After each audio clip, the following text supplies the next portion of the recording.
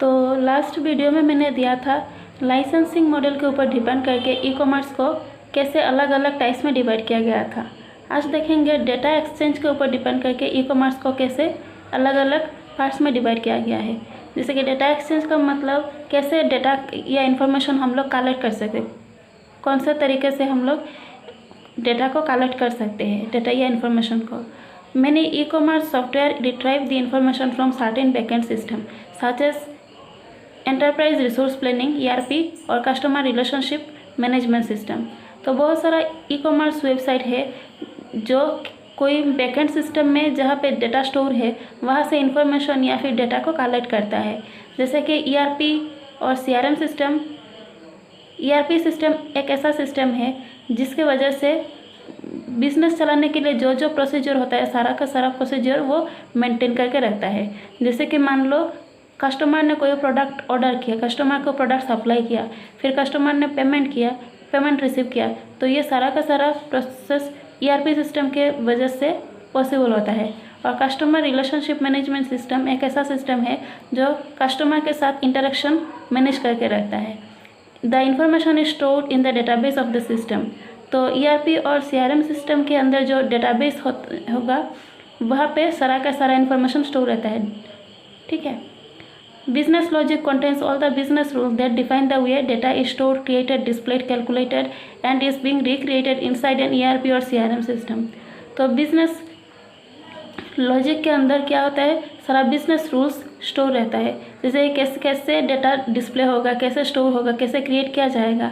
और मान लो किसी कस्टमर ने 2-3 प्रोडक्ट ऑर्डर किया तो प्रोडक्ट का जो कैलकुलेशन, जो टोटल जो होता होगा वो ऑटोमेटिकली वो कैलकुलेट होगा।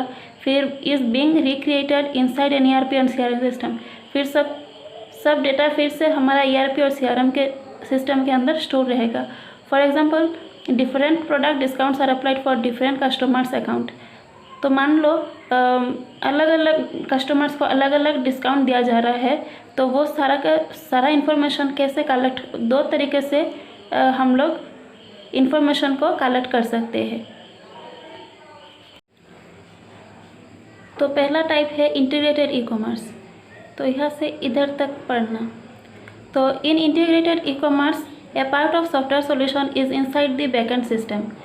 मान लो कोई ई कॉमर्स सॉफ्टवेयर है जैसे कि अमेज़न और फ्लिपकार्ट। तो अगर बैकएंड सिस्टम उसी सॉफ्टवेयर के अंदर अगर स्टोर रहता है तो वो इंटीग्रेटेड ई कॉमर्स बोला जाता है उसको। तो इसके वजह से क्या होता है, कोई कोई चीज़ें मतलब ऑटोमेटिकली हो जाता है। जैसे कि मान लो हम लोगों ने 2-3 प्रोडक्ट आइटम ऑर्डर किया और जो टोटल जो कैलकुलेशन होगा, टोटल जो अमाउंट कैलकुलेशन होगा वो ऑटोमेटिकली हो जाता है। तो ये सब इस तरह का ई कॉमर्स को इंटीग्रेटेड ई कॉमर्स कहा जाता है। तो नेक्स्ट है इंटरफेस्ड ई कॉमर्स। तो इंटरफेस्ड ई कॉमर्स मैनुअली तक पढ़ना।